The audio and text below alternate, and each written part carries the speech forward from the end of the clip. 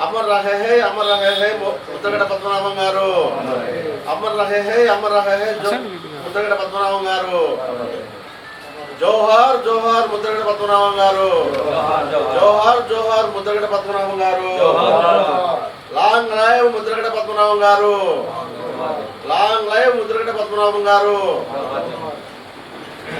ఈ రోజు ఆంధ్రప్రదేశే కాకుండా తెలుగు రాష్ట్రాలు మొత్తము దిగ్భ్రాంతితో బాధతో శోక సముద్రంలో మునిగిపోయాయి.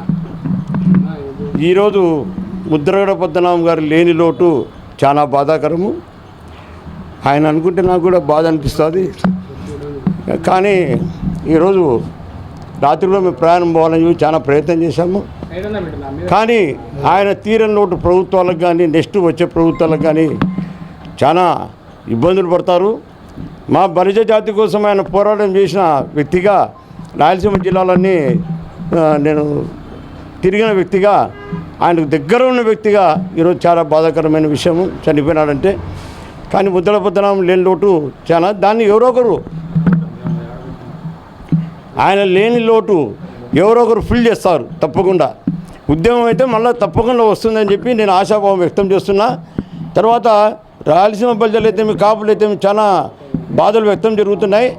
ఈరోజు బల్జలను బీసీ చేస్తానన్న ప్రభుత్వం కూడా చంద్రబాబు నాయుడు గారు చేస్తే నెక్స్ట్ రాబోయే తరంలో కూడా ఆయననే పట్టణం కడతారు బల్జలు.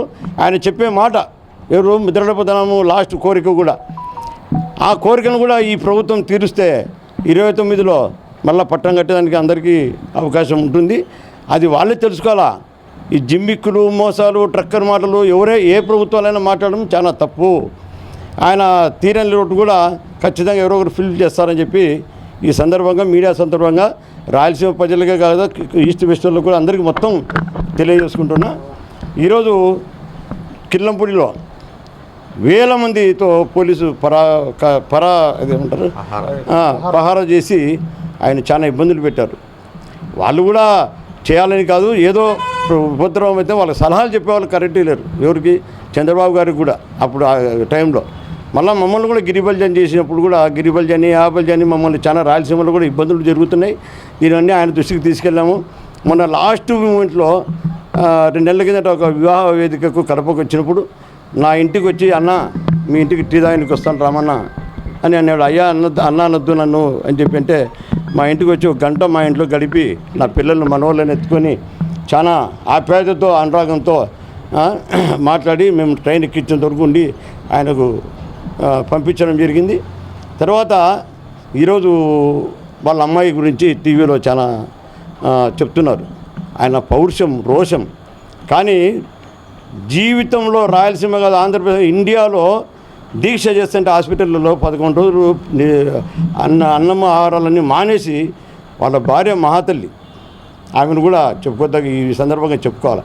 ఎందుకంటే ఇప్పుడుండే కాలంలో ఏ భార్య కూడా అప్పుడు కాలంలో కూడా ఆయన ధర్నా చేస్తాను నేను అంటే భార్య కోడలు కానీ ఇంకోరు కానీ ఆయన అడుగుజాడల్లో ఏం తినకుండా ఆయనతో పాటు దీక్ష చేశారు.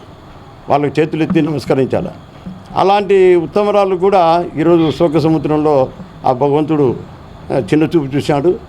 ఖచ్చితంగా వాళ్ళ కుటుంబానికి గిరిగారు కూడా కంపల్సరిగా అత్యధిక మేరతో రాష్ట్రంలో గెలుస్తానని చెప్పి ఆశాభావం వ్యక్తం చేస్తున్నాను. లాస్ట్ మూమెంట్లో గిరిగారితో కూడా నేను కలిసాలని చెప్పి పెద్ద నేను పోయి ఫోన్ చేపిస్తాను రాముగారు అని చెప్పాడు. చేపించానే గిరిగారితో కూడా నేను మాట్లాడాలని చెప్పాను. ఖచ్చితంగా మళ్ళీ మేము రాత్రి ప్రయాణం అయ్యి మధ్యలో కొంచెం అనివార్య కారణాల వల్ల గురప్ప గారు మేమంతా బయలుదేరి రిటర్న్ వచ్చాం. ఆ కారణాలు కూడా చాలా ఉన్నాయి. అందుకు మళ్ళీ మేము ఒకరోజు వెళ్ళి ఆ కుటుంబంలో కూర్చొని మాట్లాడి వస్తామని చెప్పి ఆశాభావం వ్యక్తం చేస్తున్నాను మీ ద్వారా. రాయలసీమలో నేనంటూ చెప్పకూడదు. ఇప్పుడు సమయం వచ్చినప్పుడు అందరికి మీడియా వాళ్ళకు ముందరికి తీసుకెళ్తాను.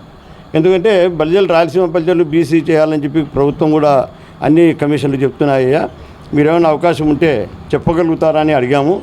అడుగుతానికి రాయలసీమ బల్జలు బీసీ చేసేందుకు మాకు అభ్యంతరం లేదయ్యా. ఈ విషయంగా మీ ద్వారా ఒకటి నోట్ చేస్తున్నా. ముద్రగడ పద్మనాభం గారికి 2014 ముందు చంద్రబాబు నాయుడు ఒక లెటర్ రాశాడు.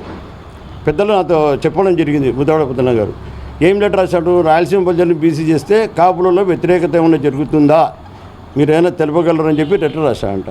దానికి కరెక్ట్గా ఆయన సానుకూలంగా లెటర్ రాశానని చెప్పి పెద్ద ఆయన స్వయంగా నాతో చెప్పడం జరిగింది. ఆ లెటరు కూడా మాకు ఇప్పటి నుంచి కాదు, కమిషన్ అన్నీ చెప్తున్నాయి.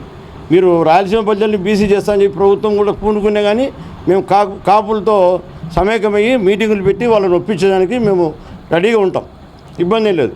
2004లో రాజశేఖర రెడ్డి గారు మేనిఫెస్టోలో పెట్టింది రాయలసీమ ప్రజల్ని బీసీ చేయాలని చెప్పి కేశవరావు గారు మాతో స్వయంగా చెప్పారు. ఎవరు పిల్లా వెంకటేశ్వరరావు, మీరాల రాఘవరావుతో, నాతో మేము ముగ్గురు పోయి కూర్చొని మాట్లాడితే కేశవరావు గారితో కూడా రాజశేఖర రెడ్డి గారు 2004లో ఈ రాయలసీమ ప్రజల్ని బీసీ చేసే దానికోసం పెట్టారు, మీరు కాపురాల వ్యతిరేక కాకుండా చూడండి అని చెప్పారు.